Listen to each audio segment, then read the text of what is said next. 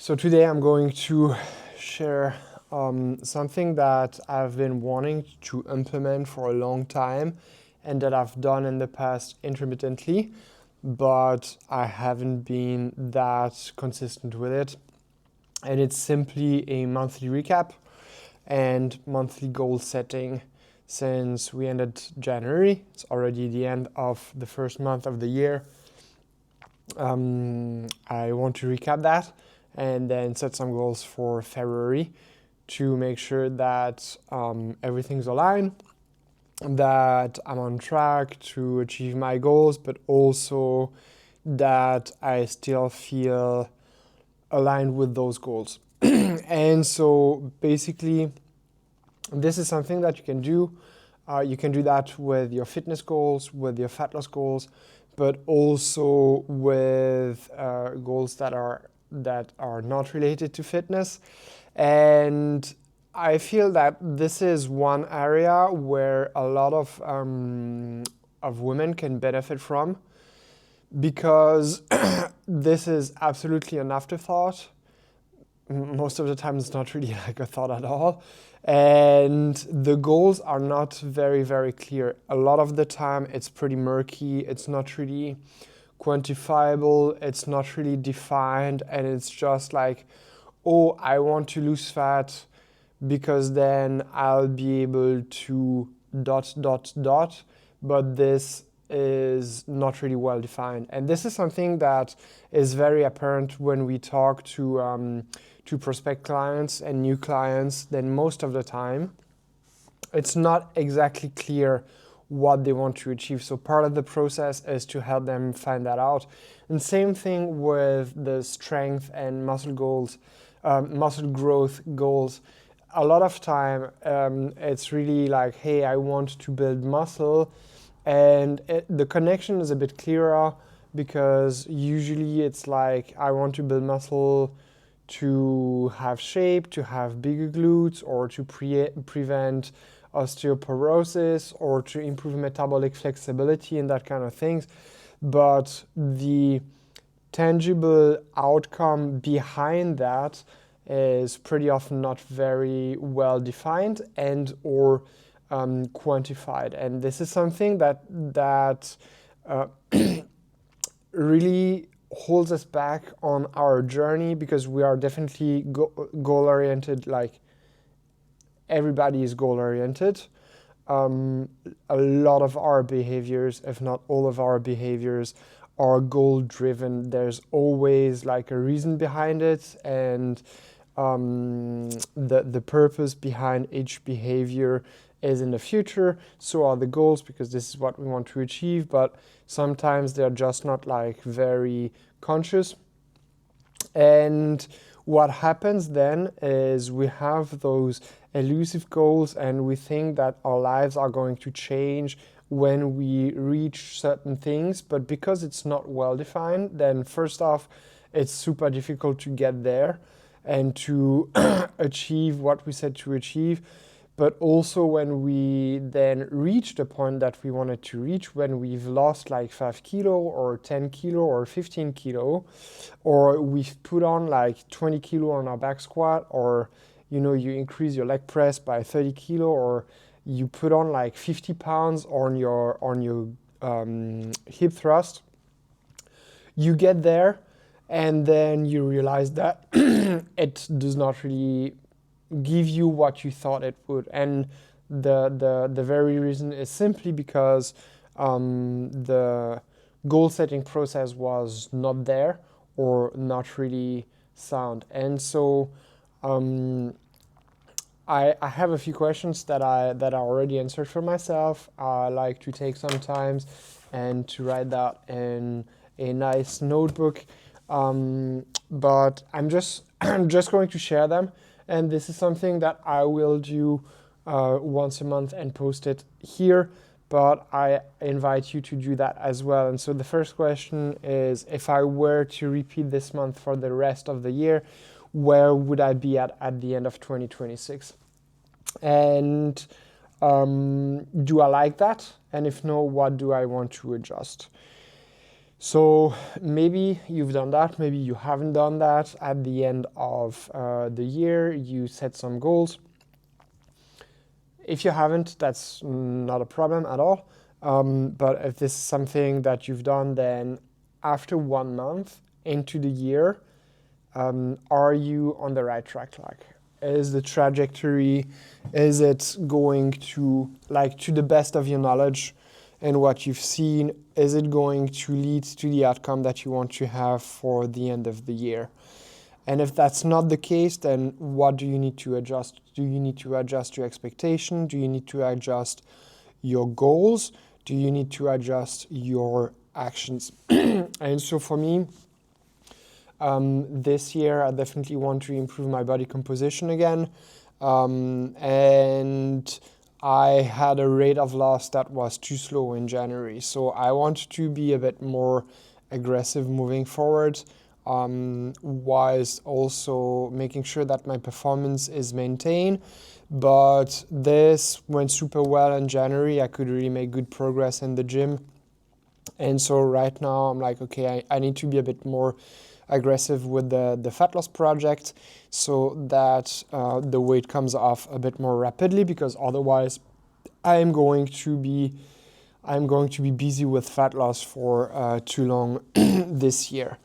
Then after that, what served me well and why this month. And this is something that is going to help you find out what to double down on, because it's pretty easy to look at, at the past, at the last few weeks, and pick out the stuff that did not go well and according to plan. We are usually a bit more pulled toward negativity. This is also part of survival mechanism. But if we are not really conscious of that, it's pretty easy to just be dissatisfied with the month that went by. And going back to what I said about my rate of loss that was too slow, I could very easily say like, hey, I only lost 1 kilo and I wanted to lose more than that. It's been a shitty month. And then being disappointed by the last 4 weeks. But I have to train myself, and I want to invite you to do that as well, to find out like what you did well, what served you well, what was positive, and to understand also why it was positive and why it led to positive outcomes, so that you can repeat that, right? You can double down on that. And so one thing that I did quite well for me this month was walking more. And there were still like a few days where my step count was a bit low, but I really made it an effort to use the treadmill more like the walking pad when working. This is something that I do not really enjoy doing, and I really made it a point to step on that thing a bit more often.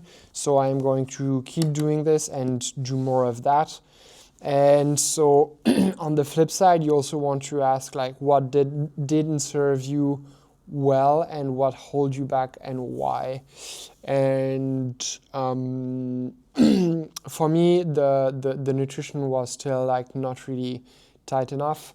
There was a bit too much occasions where I was winging it. It was the right ballpark, but it was still like not as accurate as I know I can do, and as I know is needed to speed up the rate of loss. So I am going to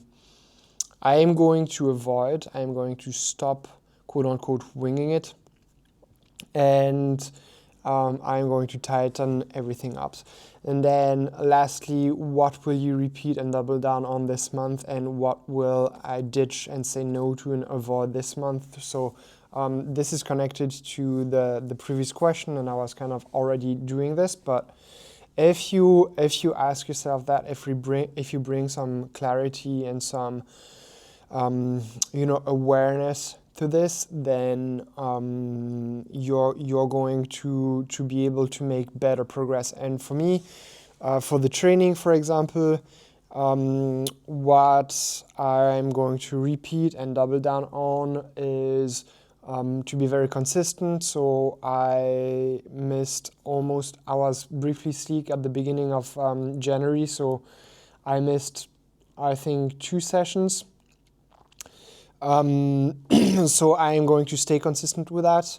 I made great progress. I'm not too far from some lifetime PBs that I had, and this is coming back into strength training now for the 3rd month after 2.5 years of not really focusing on strength training. So this is pretty cool, and I'm going to keep doing this and improve the consistency of the interval training.